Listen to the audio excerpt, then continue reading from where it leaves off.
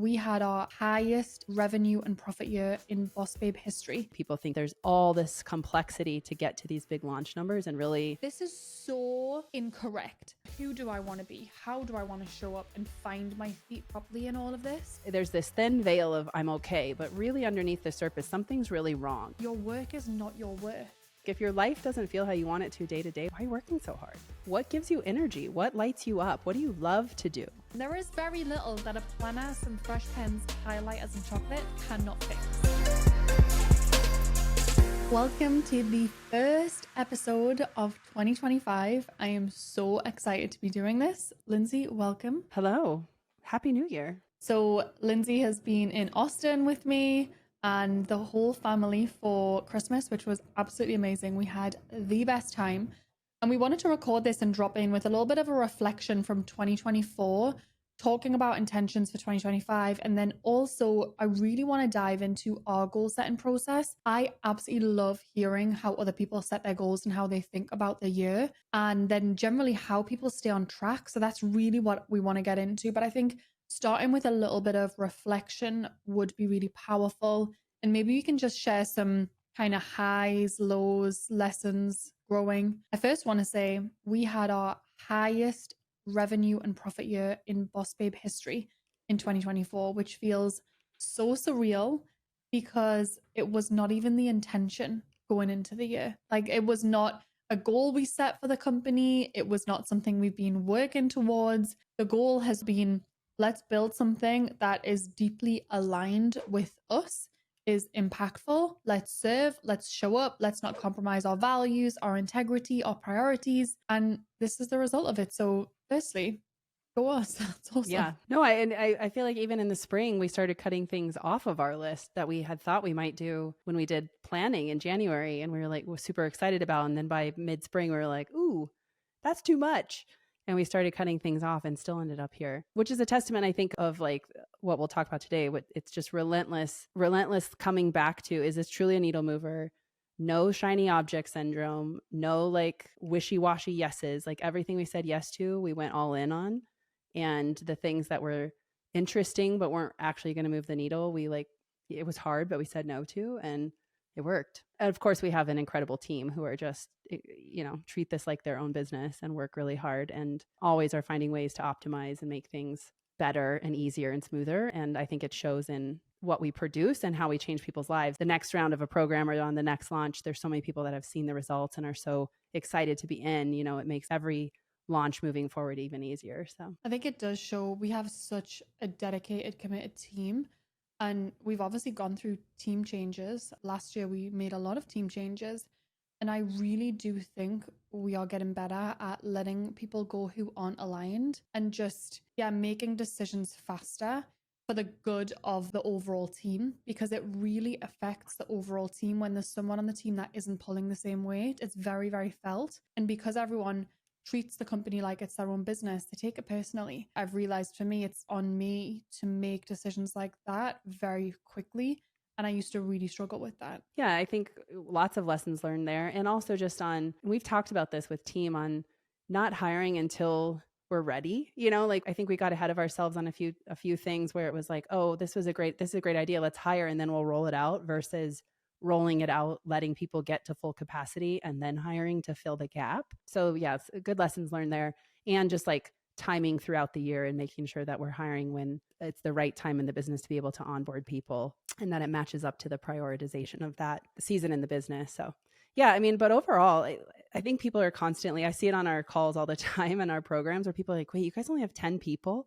Like, yeah, you don't have to have a big team to have a big business, especially if you do what we're going to talk about today, which is really planning well, sticking to systems, processizing everything, having, we don't do anything like loosey-goosey. We test things. Everything has an SOP. Stuff is planned out way ahead of time. Maybe, some of the lessons we learned this year, I feel like we almost like overdid it sometimes on planning and data. And then then when you go to want to shift something midstream, you're like, oh, but all the data that we're going to lose out on because we were so prepared. And then we had to make like midstream changes. But, I think more than anything I've ever seen in our business, we stick to we keep it as simple as possible, and then we stick to simplicity and we don't add extra frill. And I think that's like a counterintuitive from the outside. I think people think we have all these systems running, we have all these staff members doing stuff all the time, and we're, that there's all this complexity to get to these big launch numbers. And really, no, I mean, all our whole team works and our whole team supports launches, but yeah, there's 10 of us. So that was a huge lesson learned this year, is these kind of results aren't the result of tons of complexity or tons and tons of people. It's really the result of knowing what works and just doing those things, doubling down when things work, saying no to distractions, taking good care of ourselves so everybody stays healthy, that kind of stuff. Yeah, I will say going into this year, obviously we are going to be expanding our content team, but I am unapologetically going to hold really high standards for anyone that is going to join the team. We've built a team I just feel like we really need to protect. And it's so fascinating because I've posted now on Instagram a couple times about hiring in our content team, and I've asked for creative applications. I cannot tell you how many applications I've had that is just an email with a CV, a bog standard cover letter, and the email says, please find my attached CV and cover letter. And I look at it and I'm like, you're not even trying. Like, I've asked for a creative application. We have a company that is so great to work for. We offer so many benefits, a really great culture, really great pay, all that stuff. And I'm like, this is a really creative role. If you can't even show me what you would do at the company, like that, the answer is no. And I'm really going to be unapologetic about that. And honestly, I think there was a couple of years that I felt like I couldn't be unapologetic about that because the whole cancel culture was so intense and the way business owners were just being put down constantly. And I'm just going to say it, to be honest, businesses with like a lot of followers on Instagram or businesses that have a certain level of success, right? It's so fascinating because there are people on Instagram that will literally see us as like a David and Goliath situation. And you're like, this is so incorrect. Like, in comparison to just general businesses across the country, we are the tiniest of tiny, tiny, tiny company. Like, yes, somewhat more success than solopreneurs or whatever. And yes, we have amassed a huge following and all that stuff. But the way that people would come for companies like ours, mainly, if not always, women-owned companies, I think it just made me have a bit of hesitation about what kind of standards I was holding. And I'm just not doing it anymore. I'm really not available for that. I mean, we can talk about it a little bit if we want to, but we've dealt with some shit this year. And I have really started to come into my own level of confidence around I'm not putting up with it. And so from like a social media standpoint, yeah, I'm not putting up with it. And with having high standards when we hire, I'm going to maintain that, and I'm going to be really unapologetic about who we're looking for and all that. I think 2024 taught me a lot of lessons and just had me really stand in my own power, which I'm really carrying into 2025. I mean, it's interesting. We talk about it a lot, and I said it recently. It's like 2025 has like mid-decade energy, like it's like 2025. I think it's people's like, finally we're through the COVID era, like the energy feels different. But at the same time, there's still a lot of volatility. There's an inauguration coming up. There's still like all these question marks in people's minds.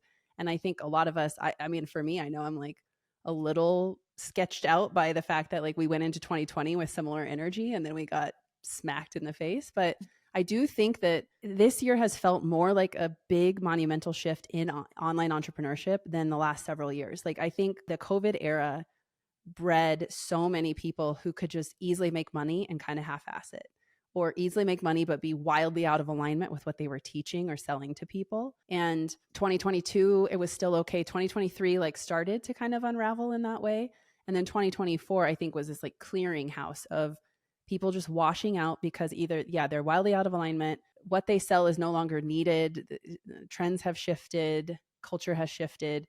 And the customer is just so discerning. And I think that part of that like cancel culture and everything that came out of 2020 when there was this rush online, like we've now had several years to really learn what authenticity is on social media, who really has the mastery and the authority to be teaching and selling what they're teaching, who really gets results for their clients, and who is talking total BS with what they show on social media. Like, a hint, hint, go Reddit, people. Like, that's what I do. And I'm so not here anymore for selling vapor to people. I'm so not here anymore for selling results that aren't delivered, like promising things and then not even showing up in your own programs. Like, how many times did we hear that this year?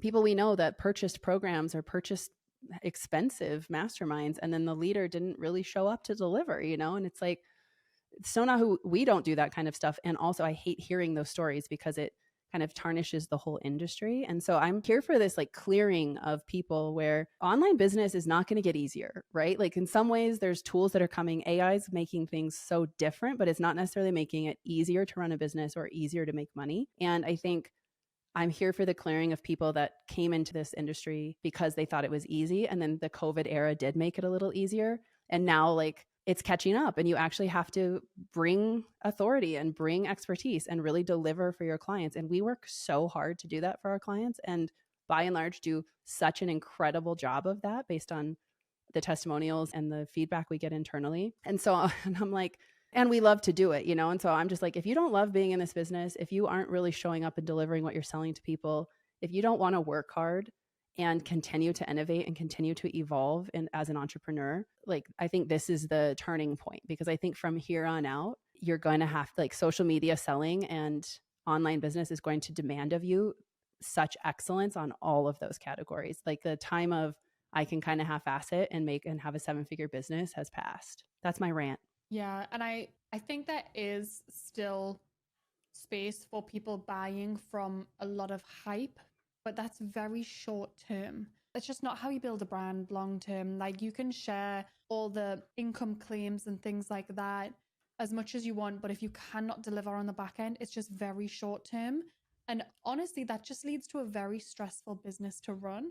And so I'm just a big fan of growing slower, growing in a way that feels really aligned, growing from a place of integrity in your own work. If we're getting really honest, I mean, listen, my whole career, like, especially running a company like Bossbabe, right? Like, copying has always been a thing. Plagiarism always been a thing. This year in particular has been a challenging one for that.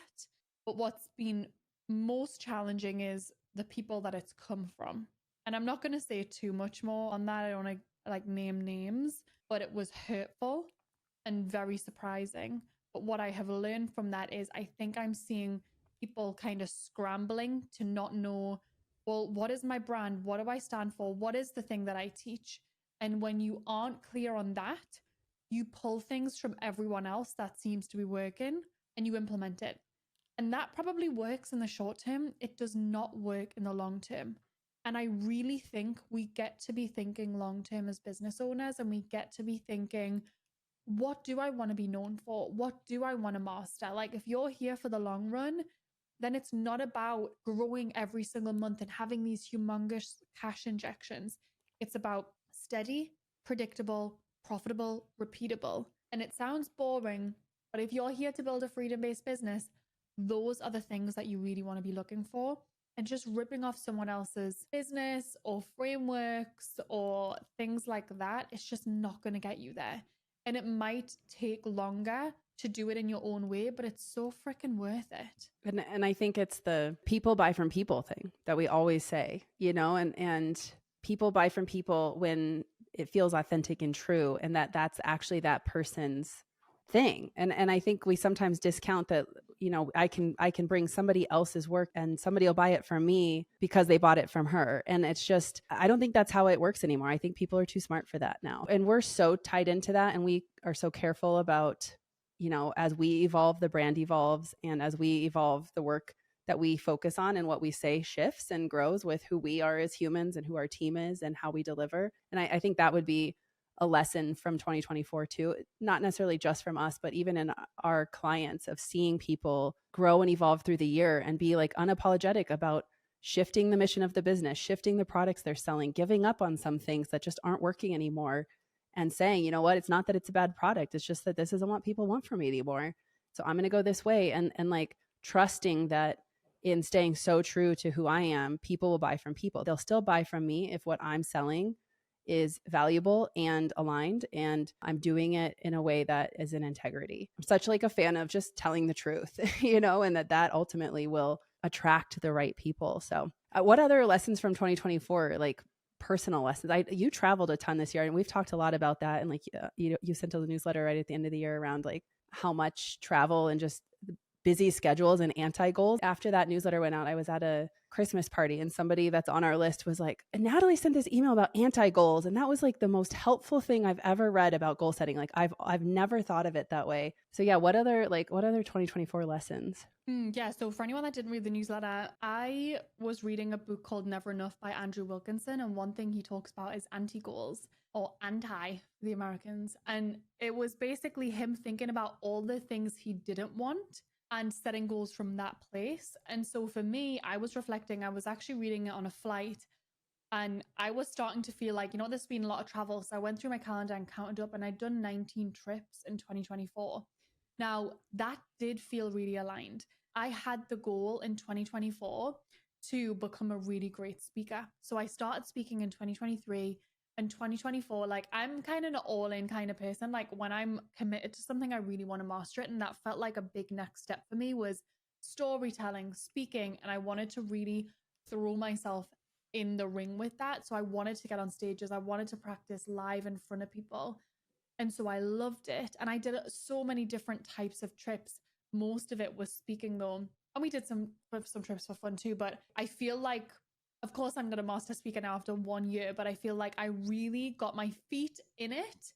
And I got some great experience that I'm going to be a lot more discerning about travel in 2025 and probably cut those trips in half, which feels really good. So that came up when I was thinking about anti-goals. And then on a personal level, I think just for me, the last couple of years now, I've been in motherhood for just over 2.5 years. And I think that has just been the biggest initiation for me in terms of the new identity that I've really discovered in myself. Like the first year of Noemi's life, I was dealing with a lot on the business side and my own postpartum stuff that I was not really from a place of like, who do I want to build into? It was very reactive of like, how do I get through this? How do I solve this situation? Like, there was a lot of shit to deal with. Whereas 2024 felt like the year that I got to really think about, who do I want to be? How do I want to show up and find my feet properly in all of this? And I think I really did. And part of that for me has been speaking my truth a lot more, listening to my inner voice a lot more, and just being very open and honest about what that means. And it has meant some relationship shifts, like friendships.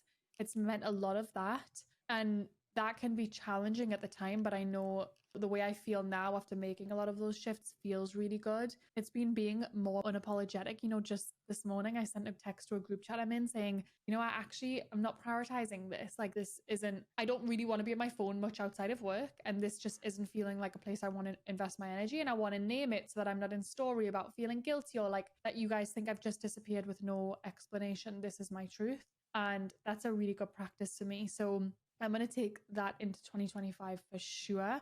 And I just really want to work on myself. I just want to be the happiest, healthiest version of myself for all the things that are coming next.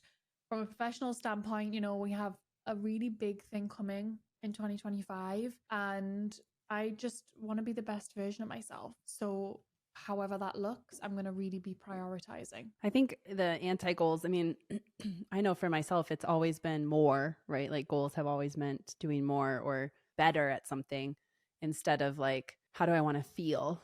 And where do I want to source my energy from? And what boundaries do I need to have? Like looking at all these other, supportive structures in our lives that aren't necessarily like striving this energy of like needing to do things more. I think this idea around taking care of ourselves and that people, it all ties together for me. It's like people buy from people. And so for us to show up in our own authenticity and to be good leaders in our business, inside of Bossbabe, you and me, but also like just in general, people, if you're not taking good care of yourself, and it doesn't necessarily mean like, I'm just talking about exercise, but just as a human, I'm like, are you good?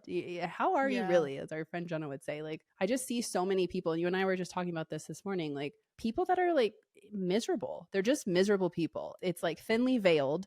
and they show up in their business and they show up for their clients and they show up in their friendships, and they're like, there's this thin veil of I'm okay, but really underneath the surface, something's really wrong. I don't know that it's a common thread for everybody that something's wrong, but I feel it from a lot of people where I'm like, you're just wildly out of alignment. Like, is this really what you want to be doing for work? Like, do you really want to be this visible? Like, do you really want to not have more kids, or do you really want to have more kids? Like, what's the thing that's the undercurrent of what this energy is that we feel? Because you can mask it, but ultimately it's that energy that is telling the universe what to bring to you, right? And like how to present situations. And just such a believer in like the truth is going to find you. And if you're out of alignment and you're pursuing things that aren't meant for you, or you're chasing something that's someone else's thing, or you're copying, like we just talked about, like you're going to be feeling the resistance and the hard in business. And then that starts to become resentment, and then we start down these paths that we talk about a lot around, why is my business not working? I resent my business. When I'm working, I want to be with my kids. And when I'm with my kids, I want to be working. And, and it's like, okay, instead of setting all these goals and sending ourselves down paths where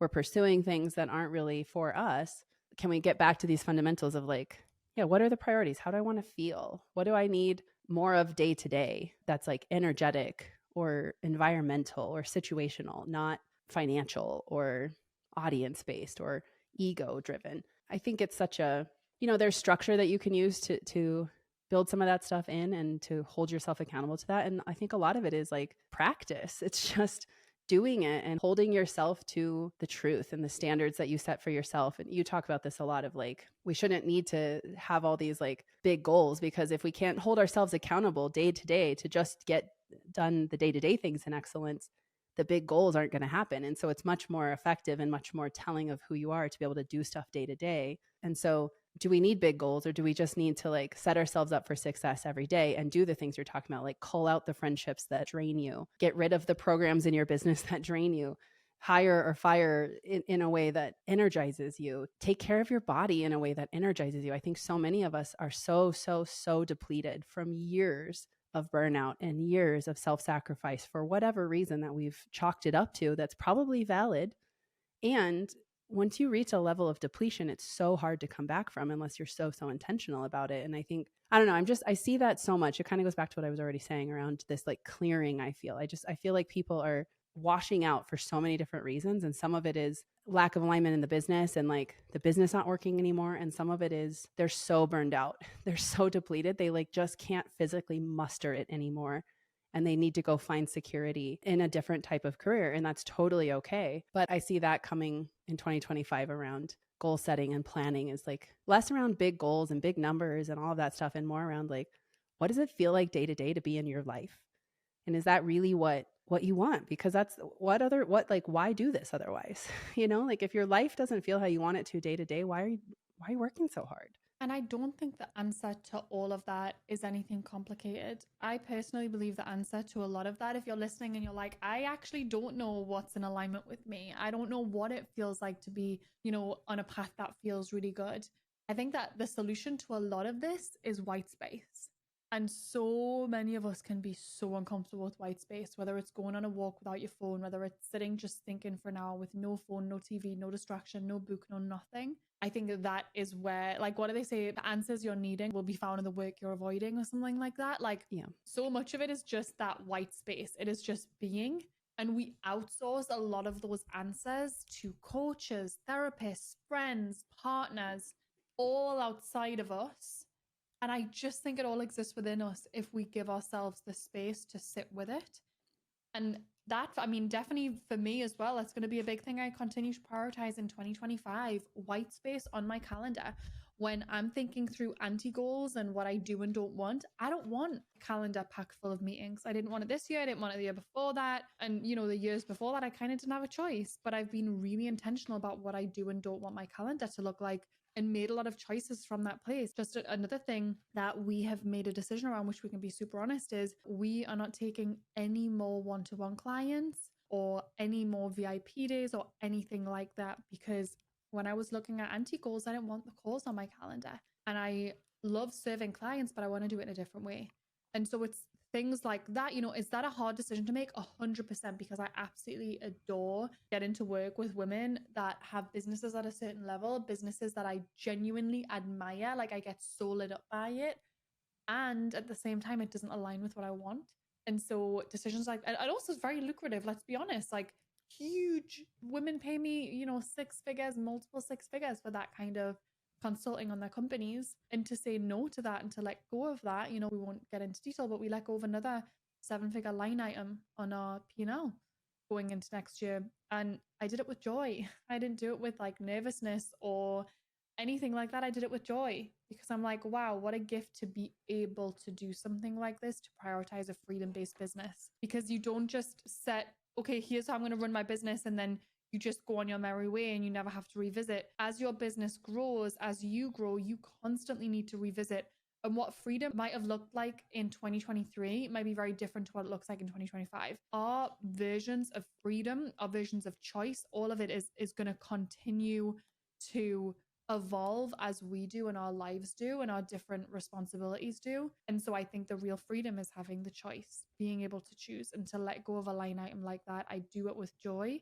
Like, what a gift that we get to do something like this. I think that's such an important thing to click down on, double click on, whatever the term is the ability to choose and the season and like defining freedom and letting it evolve over time. Because I also think the thing with goal setting, especially the beginning of the year goal setting, and we were talking about this too around, you know, if you had asked us in January of 2024 where we would end at December 2024 and like what we would be doing in the business right now, what the priorities in the business would be in December 24, if you had asked us that in January, we would have a totally like 180-degree different business. Like we had plans in January that we did not execute on and that were very different than where we're at right now. And like both of them would have been a version of freedom because we would have just built around that being the focus. And so I think permission granted to evolve through time as you grow, as things happen in your life, as your business shifts, as the market around you changes. Like we've had so many conversations this year with people in the health industry. And I'm like, man, those GLP-1s,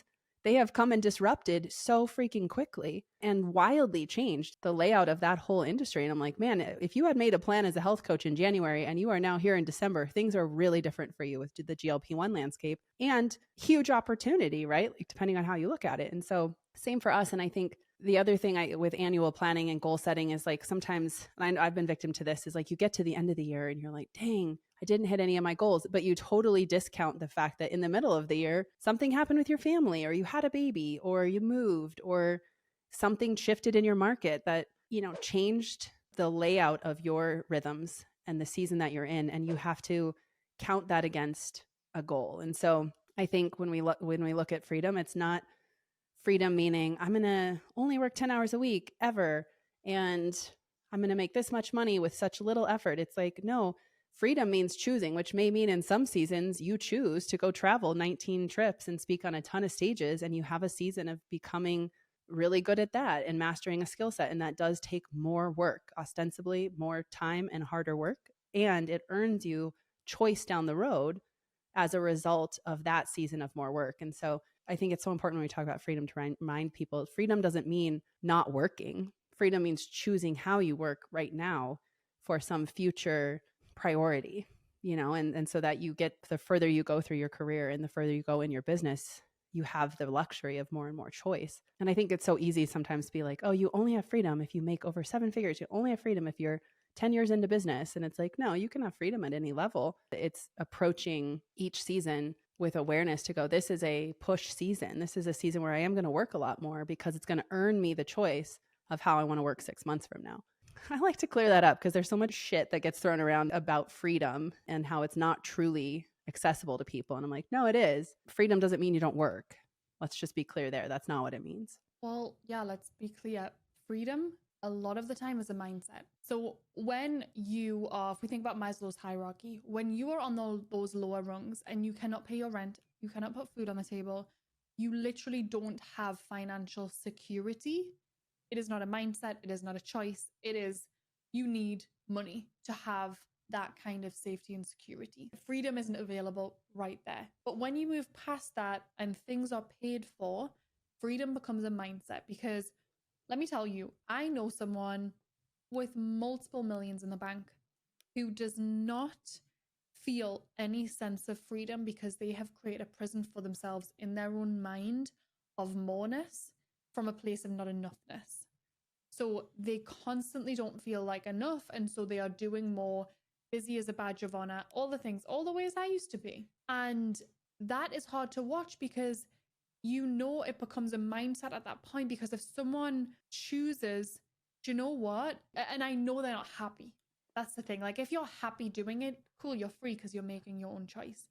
When you are not happy and you are not choosing it, you are doing it from a place of programming. That's where you're creating the prison.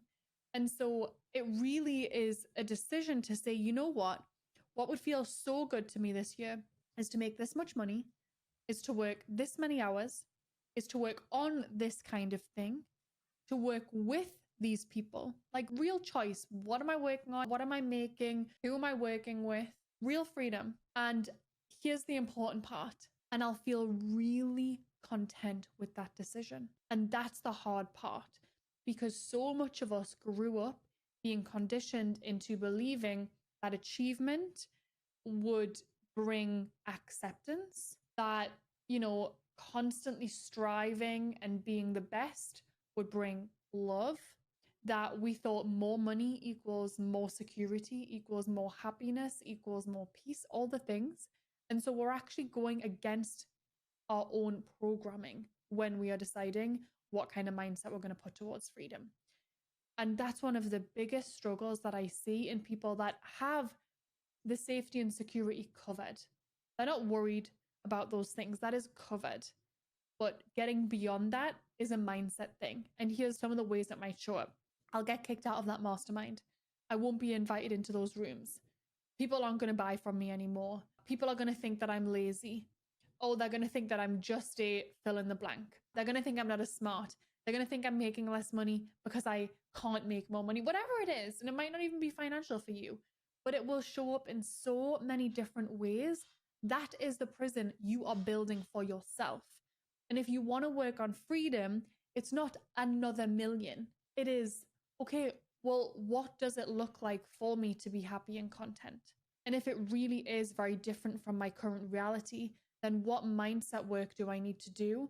Do I need to reprogram to get myself there? I sent out an email a few weeks ago and it was, your work is not your worth. But for so many of us, it's the only way that we've ever viewed our worth. And so that's how we will measure it, and we will measure ourselves. And I'm not saying don't be super ambitious. I don't set these massive goals. Do it. I'm setting such audacious goals, but it's the mindset from which you set them. I loved that email. And if you're not on our email list, you should be, because we send such gold, but that one's in our archives and it's so good. I think it's incredibly confronting for people, especially entrepreneurs, because it's so much of our identity of who we think we are is about what we create. And I know I've been in this place, and I felt this again recently where I'm like, what is my creative outlet? And how do I make work creative? Or do I need a creative outlet, like an art form? And I don't consider myself like a hobbies person. And I get wrapped around the axle on like, work is work. My work is work, but is it also creative? Like, is it also my dharma in the world? Is it also the way I'm going to change humanity? Is it the way I serve people? And it is, but it's so easy, I think, for us to equate our whole entire, like, not just our identity, because that feels like we talk about that a lot. That can get very heady, but like, our impact on the world. It's like the only way a lot of us, I think, are conditioned to believe we'll ever have an impact on the world is through our business, or like through how we make money, because money is the currency of the world, right? And it's like, what other ways am I having an impact on the world that have nothing to do with the work I do, or the business I have, or the way that I make money? And that question for me has been confronting, because it's like, oh yeah, well, parenting, friendship, volunteering, like whatever it is for all of us. But I think we don't give ourselves very much credit for that type of thing. And we are so much measure ourselves on the financial, like where we derive our financial security from. And so I think that's big work for 2025. And I think it ties into everything we've been talking about. But for me, especially, where it's like, how do I bring more creativity and like tie back the other parts of who I am into work, so that it's not just that I can't have this one-to-one connection of like, this is important because it makes money. Like, it's also important because it's where I channel my creative energy. It's also important because this is how I change people's lives with the things that I know. This is where I send my love out to people that I can help with 10 years or 20 years of experience that I have, that can help them skip the line, so to speak. The things I wish people had done for me, or the things people did do for me. that got me to here, you know? And I think, I don't know, maybe I'm getting like too esoteric, but I feel like when we look at our identity and we look at our work and we go, how do we set goals and how do we plan for a year ahead of us? It's like just as much about security and making money. And I know those things are important and wanting to feel free in how we get to do that. But it's also freedom in expressing who you are and having an impact on people beyond just taking their money, you know, and like, how do you want to be known and what expertise do you have that you can change the world with? And I think more than ever, that opportunity exists in 2025. And that I feel really strongly of like, people are ripe for leaders right now. Like they're ripe for experts. They're ripe for people who are truly, authentically contributing and not in a immoral or ulterior motive way, but people who truly are passionate about things and want to help people with their knowledge and their passion. And I like that because I feel like business got a little bit down the path of like people just using it to make money, you know? And I'm like, what about your creative outlet? Like, I want to feel your heart in this. I want to feel your love in what you do. Like, and I want to buy from people who really love what they do and it's an outlet for their art form. So I don't know if I'm making any sense, but I feel like we've had those conversations and part of it is like ruthlessly continuing to come back to the things that we're really good at, because the things that we're really good at are, in our business at least, aligned with the things that we can be the most creative in. But it's also this personal checkpoint that we all need to have. And I like to do it around the first of the year. That's like, what gives you energy? What lights you up? What do you love to do beyond making money? Because it's so easy to be like, well, I love making money. Well, yeah, we know. But what do you like love to do? What do you love to talk about? What mediums do you love to create in? And are those things in your daily repertoire? Because if they're not, the recipe is ripe for burnout in my mind, or ripe for lack of alignment, which will eventually will lead to burnout. At a certain point, all you're thinking about in your business when you're getting your business off the ground is money. That's really important because at the end of the day, if you don't do that, you'll never have that creative outlet because you'll be working a full-time job somewhere else and you'll be exhausted, probably be too exhausted to put time into it. But then at a certain point, you have to recognize when it's moving beyond the financial means and do something that you enjoy. If it's a freedom-based business, listen, if you're raising venture, whatever, it's different. But if you are wanting to build a freedom-based business, you're here for the long run, you want to build something that adds to your life, not takes away from it, then doing something that you really like with people that you like, I think is really important. And we're not the podcast that's going to be like, who gives a shit if you're having fun? Like, get up at 5 a.m., achievement at all costs. Like, that probably that was me, you know, a few years ago. We're not the podcast for that, but the podcast for, yeah, let's make a shit ton of money, but let's do it in a way that feels good to us. Let's do it in a way that feels like you know what your priorities are and you're putting them first and you are doing it without sacrificing your principles. Let's do it that way. Like that's who we're for. So anyway, before, I feel like we could talk about this all day, and I think, you know, you guys, if you're listening on Spotify or Apple, if you're on Spotify, you can actually leave comments for us. Wherever you're listening, maybe DM us or leave comments for us. Let us know what kind of threads you want us to pull on a little bit more, because I feel like you and I, we can sit and put the world to rights for hours on end and we love it. But I also want to make sure, like, are we talking to stuff that is supportive for you guys and is relevant for where you're at in your life and business journey? So let us know, because we do take all of that feedback really seriously. So what I want to talk about before we hop off is, so as some of you will know, we actually created a planner, a Bossbabe Planner in collaboration with Blue Sky, and it is available in Walmart across the country, which, holy fuck, didn't have that on my 2024 bingo card. I mean, I did because I was planning for it since like forever, but also didn't, right? Like, well, but seeing it's it, like, mind-blowing. really though, like I'm holding it, seeing it in person is so different than the conceptual drawings we saw for a year, you know, like, and walking into a Walmart and seeing it on a shelf with our brand on it and other people holding it at checkout. I'm just like, oh, hello, that's ours. That's us. I hope you love it. And to see it selling out across, I mean, it's absolutely mind-blowing. But I wanted to talk a little bit about why we designed it the way we designed it, because yes, it was collaboration, but we designed every single element of this planner very, very specifically. And so let me talk you through a bit of the process. So every month when you get into the planner, you will have a full month view. Now, what I really recommend doing at the beginning of the month is going through and putting your blocks in here based on your rhythm. So have your days blocked off that are complete white space, creative days blocked off, researching days, scripting days, meeting days, coaching days, whatever it is. Go through and listen, I'm a Capricorn, but maybe color code them, make it feel really fun, make it feel creative, and put all of that out there. I don't know about you, but I'm a really visual person. I love putting pen to paper and just seeing it written down. Now, I've put some notes in there if you want to make notes of, like, you see a friend's birthday, you want to note, grab a birthday card. You've got something coming up, grab an outfit for that. Notes is right there for you to do exactly that, because I love to lay things out and then just see, like, okay, what do I need to be prepared for? And then I have put 3 sections in that overall calendar area to track 3 goals. Now, a lot of you might be like, Natalie, I needed like 10 sections there. I intentionally put 3 because I really think working on 3 big goals per month is the absolute max. Sometimes I just have 1, sometimes I have 2. So that's how I would plan out my whole year. And then you've got another view where you have a view of what your week looks like that you can fill in. And then we have a little dashboard page. And so I'll explain this to you if you can't get your hands on a planner, you're in a different country. This will still make sense for you. But if you can get your hands on a planner, I really recommend you can go into a local Walmart or you can order them on Walmart online. So you have a weekly dashboard. Now, in this dashboard, I recommend putting in there highlights of the day, whether it's a theme of the day or whether it's an outcome of the day. So Tuesday might say podcast day, and you just have like a full snapshot that you can see the week. Then we have a habits and goal tracking section. So I have 5 habits or goals that you can track. I really recommend putting in there a mix of personal and professional. I always have in there workouts, steps that I want to do, the way I want to eat, and then I have in there what my goals for the specific week are. There's sections you can have where you can put tasks in, and if you want to delegate them to anyone, I always map that out every single week. There's a gratitude practice where you can put 3 things you're grateful for. My advice, and I've always done this and I really recommend doing this, is put 3 preemptive gratitudes as a way of manifesting what you really want to create. So instead of gratitude, I am grateful for like my family this week, which totally you can put, but I would also say something like, I'm really grateful that this thing went well.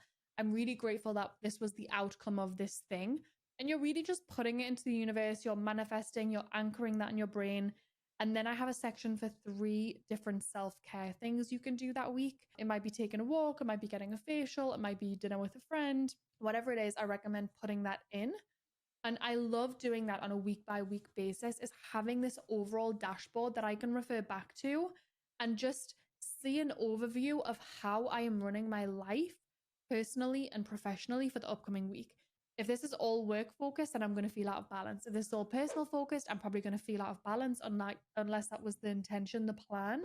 So that's really how I recommend using the planner. I really, really recommend grabbing one. I mean, I think that $12 or $13, we've made them as affordable as we possibly can. And everything that we've put in here, it's created from results. So we have done this ourselves for many, many years.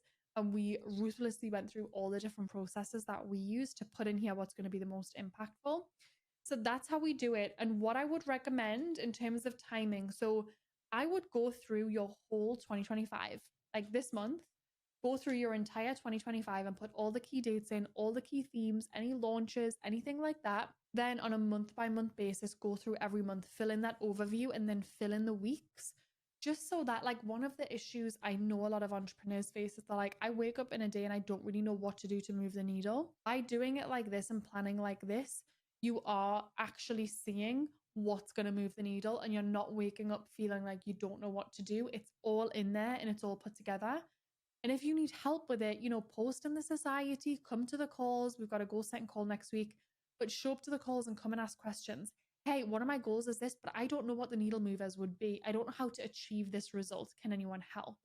Come and get support on all of that.